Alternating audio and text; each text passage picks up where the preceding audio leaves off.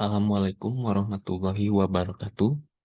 Yang terhormat Ibu Ulfa Haira, Eskom Mkom selaku dosen pengampu mata kuliah Statistika Terapan. Sebelumnya, perkenalkan nama saya Ikfi Akmal Rivaldi dengan NIM F1E121211. Pada video kali ini, saya akan menjelaskan terkait proyek penelitian pengganti UAS mata kuliah Statistika Terapan, yaitu dengan judul Analisis Kepuasan Pengguna Website e-Counseling Universitas Jambi menggunakan metode web qual. Yang pertama yang akan saya bahas yaitu terkait populasi dan sampel yang saya gunakan pada penelitian kali ini. Pada penelitian ini, saya menggunakan populasi yaitu seluruh mahasiswa ruang 001 yang mengambil mata kuliah Statistika Terapan. Selanjutnya yaitu sampel. Untuk sampel yang saya gunakan yaitu berjumlah 30 dari total populasi yang ada. Selanjutnya yaitu kuesioner yang saya gunakan. Untuk metode kuesioner yang saya gunakan yaitu metode web qual dengan skala Likert 1 sampai 4. Seperti yang bisa terlihat di sini, yang pertama yaitu sangat tidak setuju, yang kedua tidak setuju, yang ketiga setuju, yang keempat sangat setuju. Adapun variabel-variabelnya dalam metode web qual terdapat 4 variabel, di mana yang pertama yaitu variabel X1 yaitu kualitas penggunaan atau usability quality, variabel kedua yaitu X2 yaitu kualitas informasi atau information quality, variabel ketiga yaitu X3 yaitu kualitas layanan atau service quality, dan yang terakhir yaitu variabel Y1 yaitu kepuasan pengguna atau user satisfaction. Untuk variabel X1, X2, dan X3 merupakan jenis variabel yang bebas atau variabel laten eksogen. Sedangkan variabel Y, yaitu kepuasan pengguna, merupakan variabel terikat, yaitu variabel laten endogen. Setiap variabel memiliki indikator. Untuk variabel X1, terdapat 4 indikator atau 4 pertanyaan. Untuk variabel X2, terdapat 3 pertanyaan atau 3 indikator. Yang untuk X3 terdapat 4 pertanyaan atau 4 indikator, dan yang terakhir yaitu kepuasan pengguna atau Y1 terdapat 3 indikator atau 3 jenis pertanyaan. Selanjutnya yaitu hipotesis yang diajukan. Dalam penelitian ini terdapat 3 hipotesis yang diajukan. Yang pertama yaitu H1 yang yang yang berisi variabel kualitas pengguna atau X1 berpengaruh signifikan terhadap kepuasan pengguna atau Y1. Untuk H2, variabel kualitas informasi atau X2 berpengaruh signifikan terhadap kepuasan pengguna, yaitu Y1. Dan variabel terakhir, hipotesis yang terakhir, yaitu H3, variabel kualitas layanan atau X3 berpengaruh signifikan terhadap kepuasan pengguna. Selanjutnya saya akan menjelaskan langkah-langkah analisis data menggunakan Smart PLS. Untuk analisis data yang digunakan terdapat 3 jenis yaitu outer model, inner model, dan uji hipotesis. Pertama, kita buka dulu Smart PLS-nya. Selanjutnya kita buat new project. Masukkan nama projectnya. Di sini saya masukkan UAS, create. Selanjutnya kita bisa mengimport data file. Di sini saya sudah terdapat hasil dari kuesioner yang sudah saya sebarkan melalui Google Form. Open. Kita cek di sini dapat X1, X1, X1, X2 sesuai dengan variabel yang ada. Selanjutnya kita import.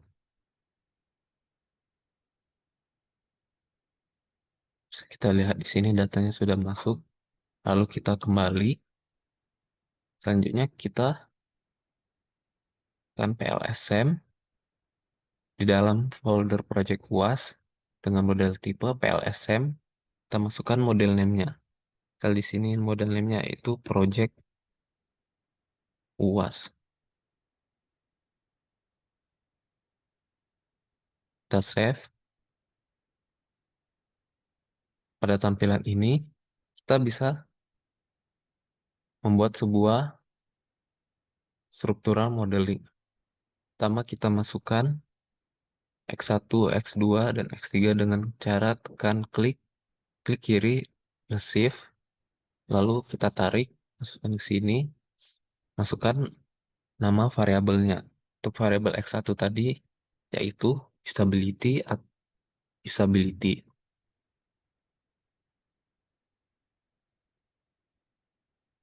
Selanjutnya,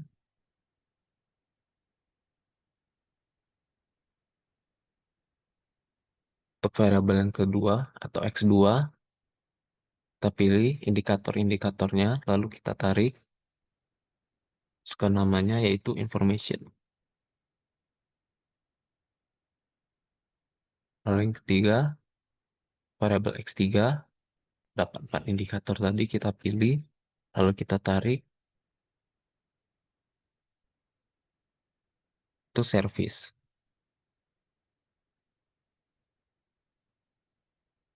Dan variabel yang terakhir yaitu variabel Y, terdapat 3 indikator, kita pilih lalu kita tarik, itu user satisfaction.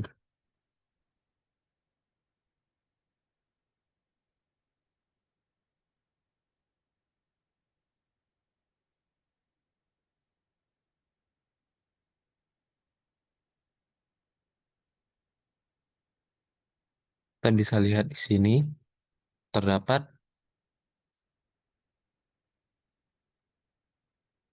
terdapat 4 indikator yang tadi terdapat 4 variabel dengan indikator-indikator yang variabel itu miliki.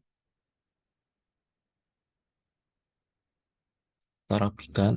Untuk langkah selanjutnya, kita akan menghubungkan dengan memilih connect di sini, lalu kita hubungkan variabel X1 ke Y, lalu variabel X2 ke Y, dan variabel X3 ke Y. Kenapa kita hubungkan? Karena kita ingin melihat sesuai hipotesis yaitu hubungan antara X1 terhadap Y, hubungan antara X2 terhadap Y, lalu hubungan X3 terhadap Y, atau hubungan dari apakah variabel bebas ini berhubungan dengan variabel yang terikat atau laten endogen. Setelah kita hubungkan, kita klik calculate, lalu pilih PLSM algorithm. Lalu kita start calculation. Nah, untuk uji author model yang pertama kita lihat adalah uji validitas konvergen. Pada uji validitas konvergen kita melihat nilai loading factor pada setiap indikator dan nilai AVE nilai AVE atau average variance extract.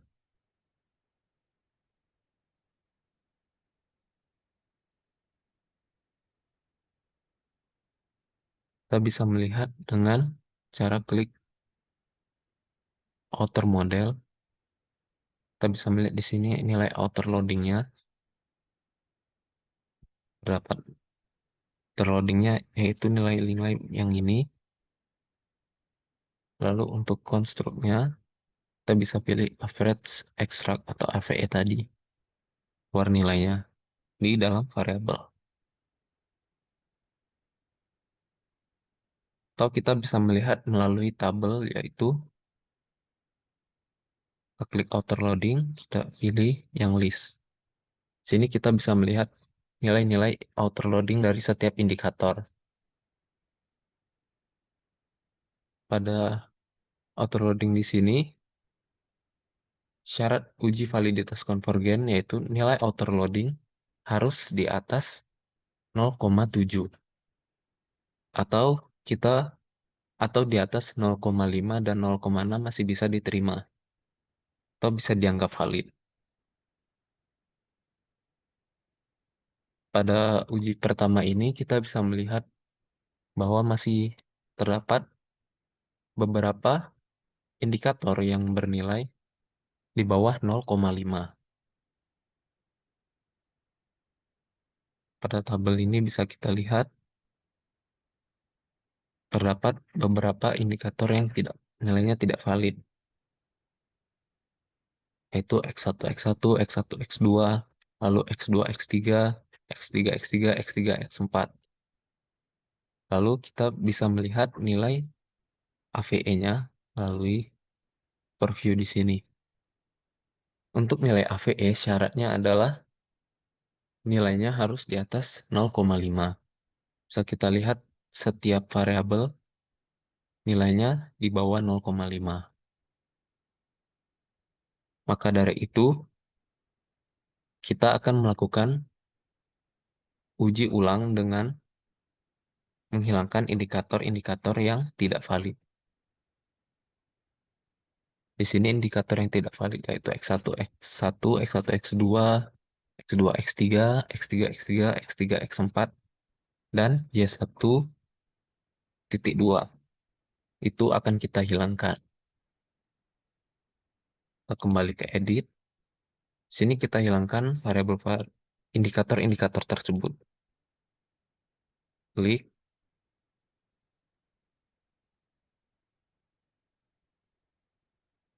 kita delete,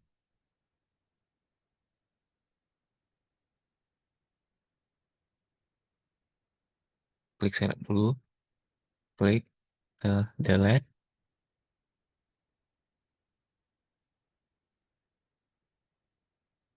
Variabel selanjutnya yang tidak valid yaitu X2.3, kita delete.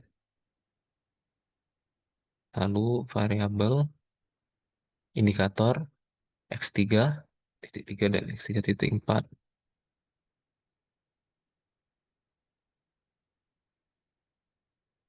Delete dan di sini itu Y2.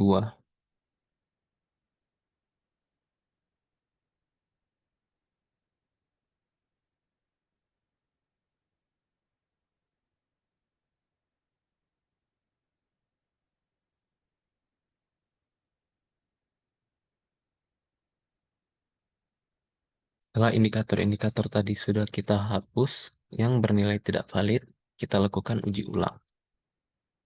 LSN algorithm, kita lakukan start calculation. Nah, di sini kita bisa melihat nilai dari outer loadingnya berada di atas 0,7 atau 0,5. Sini nilai X1.3 bernilai 0,7, 1.4 nilainya 0,7 juga, 0,9, 0,5, 0,6, 0,8, dan nilai dari AVE atau average variance extract untuk setiap variabel bernilai di atas 0,5. Maka kita bisa simpulkan pada uji yang sudah kita lakukan untuk yang kedua kalinya, itu uji validitas konvergennya bernilai baik. Selanjutnya kita melakukan uji yang kedua, yaitu uji validitas diskriminan. Untuk nilai uji validitas diskriminan, kita bisa melihat nilai dari cross loading setiap variabel dengan cara kita bisa klik di sini yaitu diskriminan validity, kita pilih label cross loading. Nah, syaratnya untuk setiap indikator yang sesuai dengan variabelnya harus nilainya lebih tinggi dibanding nilainya pada indikator yang lain. Misal di sini yaitu nilai X1, X1, X1 itu terdapat dua indikator tadi, yaitu X1.3 dan X1.4, di mana X1 ini merupakan usability. Kita bisa melihat di sini untuk table usability, nilainya, ini dua ini, nilainya lebih tinggi dibandingkan pada nilai cross-loading di variabel yang lain. 0,7, 0,7, sini nilainya lebih tinggi. Lalu untuk variabel yang kedua, yaitu X2, dengan indikator 2.1, 2.2, yaitu merupakan information. Ini nilainya, kita bisa melihat pada nilai di variabel yang lain, nilainya lebih rendah daripada variabel utamanya. Lalu variabel ketiga, yaitu X3, 3.1 dan 3.2, yaitu variabel service. Nilainya yang ini, kita bisa lihat juga di sini nilainya lebih tinggi dibandingkan nilainya di variabel yang lain. Dan yang terakhir, variabel Y, yaitu user satisfaction. Nilainya juga lebih tinggi daripada variabel yang lain. Maka dari itu, kita bisa dapat simpulkan bahwa uji validitas diskriminan pada penelitian ini bernilai baik. Selanjutnya, uji validitas reliabilitas.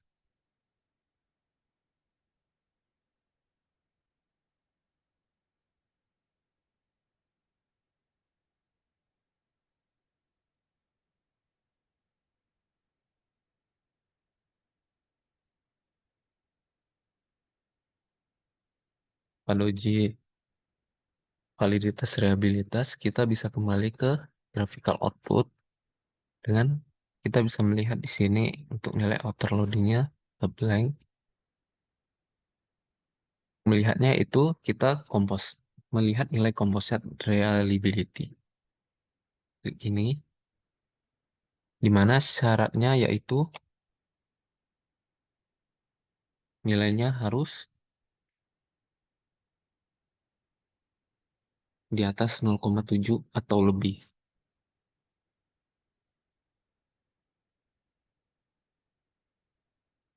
Kita lihat di sini, setiap variabelnya bernilai di atas 0,7 atau lebih. Variabel X1 usability nilainya 0,728, permission 0,770, nilai service 0,763, dan user satisfaction nilainya 0,84.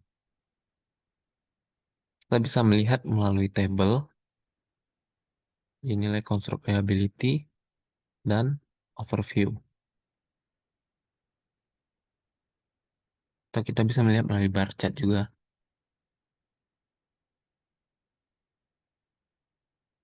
Tabel ini, composite reliability yang ini, nilainya di atas 0,7, 0,7 semua. Maka uji validitas reliabilitas untuk setiap variabel adalah reliable. Selanjutnya kita melakukan uji yang kedua yaitu inner model. Pada inner model kita akan melakukan uji R-square.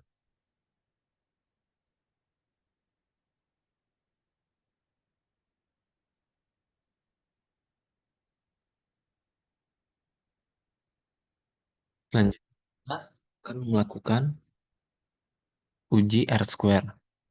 Pada uji R-square kita bisa melihat di quality kriteria R-square kita pilih yang overview. Kita bisa melihat di sini untuk nilai R-square dari variabel user satisfaction atau satu-satunya variabel latent endogen yang ada bernilai 0,604. Untuk syarat dari variabel R-square yaitu terdapat tiga kategori. Yang pertama, jika nilainya di atas 0,67, maka variabel tersebut kita bisa bilang bernilai kuat. Jika di atas 0,33, maka kita bisa menilai variabel tersebut sedang, dan jika di atas 0,19, kita bisa bilang variabel itu lemah.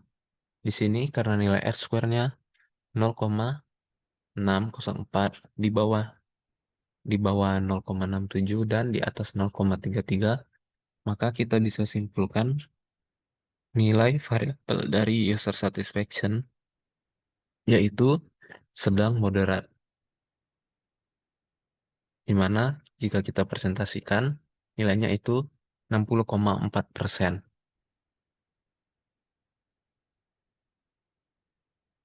Selanjutnya yaitu uji F-square. Pada uji F-square kita bisa pergi ke bagian yang list ini. Kita akan melihat hubungan dari variabel-variabel laten eksogen terhadap variabel laten endogen kita. Di mana yang pertama, variabel X2 atau information dengan hubungannya dengan user satisfaction atau variabel Y. Selanjutnya variabel service atau X3 terhadap Y, lalu usability variabel X1 terhadap Y.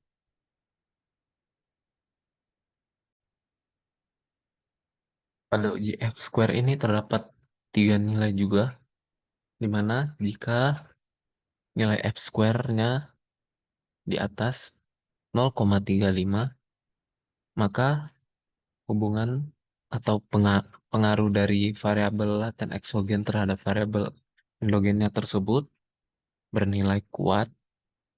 Jika jika di atas 0,15 maka bernilai sedang, dan jika nilainya di bawah 0,02 maka variabel tersebut bernilai lemah. Di sini untuk yang pertama yaitu information quality terhadap user satisfaction, kita bisa melihat di sini nilainya 0,091, lebih kecil dari 0,02, maka kita bisa simpulkan bahwa hubungan dari information quality terhadap user satisfaction berpengaruh lemah. Selanjutnya untuk service quality terhadap user satisfaction, kita bisa melihat di sini nilai F-square-nya 0,157. Nilainya lebih tinggi dari 0,35. Maka kita bisa bilang pengaruhnya signifikan kuat, berpengaruh kuat. Dan variabel yang terakhir usability X1 terhadap user satisfaction bernilai F-square-nya 0,507. Nilainya juga di atas 0,35, maka berpengaruh kuat.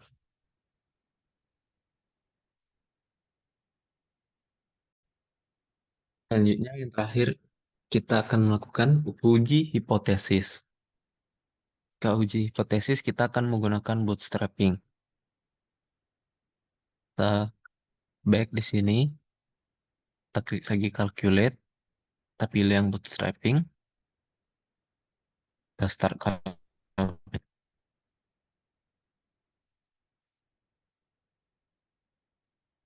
Sini kita bisa melihat nilai dari ini. Syarat dari uji hipotesis tersebut untuk melihat apakah hipotesis tersebut bernilai, apakah hipotesis yang kita diajukan diterima atau tidak, kita bisa melihat nilai dari p-value-nya. Jika nilai p-value-nya di bawah 0,05, maka variabel tersebut memiliki hubungan yang signifikan. Jika tidak, maka sebaliknya. Hubungan dari variabel tersebut berarti tidak berpengaruh signifikan. Di sini kita bisa melihat pada tabel ini terdapat nilai p-value-nya. Untuk X2-nya 0,2, lalu untuk X3 terhadap user satisfaction nilainya 0,07, 0,070, dan usability terhadap user satisfaction nilainya 0,004. Berdasarkan syarat yang tadi saya sebutkan, berarti di sini untuk variabel X1 terhadap Y1 atau hipotesis H1 yang kita ajukan bisa kita lihat di sini nilainya 0,04, yang artinya nilainya di bawah 0,05.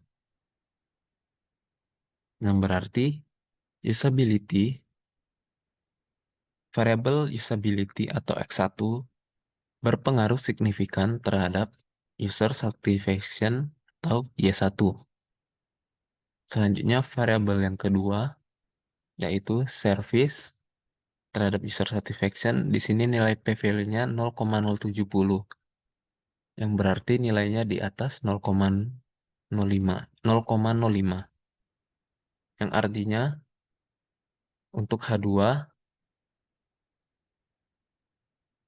ternyata service atau X2 tidak berpengaruh signifikan terhadap kepuasan pengguna atau user satisfaction.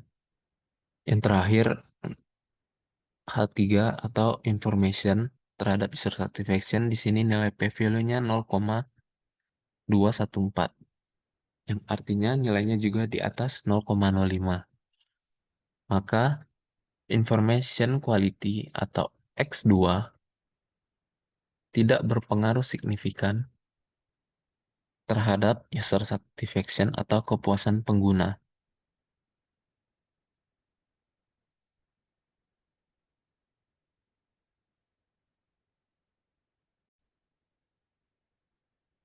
Jadi, kesimpulannya berdasarkan hasil analisis data yang sudah kita lakukan, maka kesimpulannya yaitu terhadap penelitian kepuasan pengguna e-counseling Universitas Jambi menggunakan metode web call dengan bantuan tools Smart PLS menghasilkan kesimpulan bahwa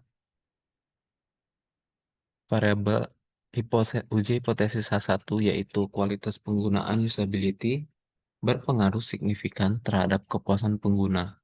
Maka dari itu, H1 diterima. Lalu yang kedua,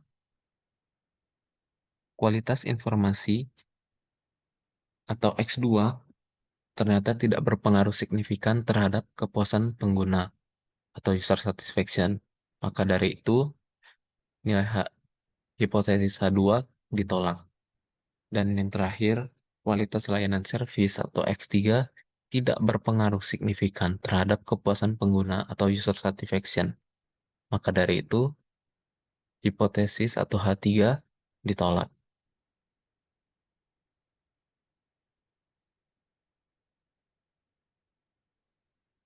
Berdasarkan hasil kesimpulan tadi, artinya kualitas dari tampilan website yang responsif dan menarik, lalu kemudahan penggunaan website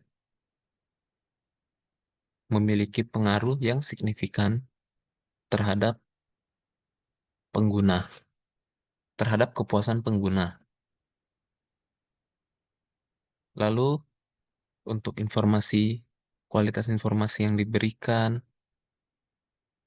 penyediaan komunikasi, dan persyaratan yang jelas tidak berpengaruh signifikan terhadap kepuasan pengguna website e-counseling Universitas Jambi. Sekian video yang dapat saya sampaikan. Apabila ada kesalahan perkataan atau kalimat, atau kata-kata, saya mohon maaf. Saya akhiri. Wassalamualaikum warahmatullahi wabarakatuh.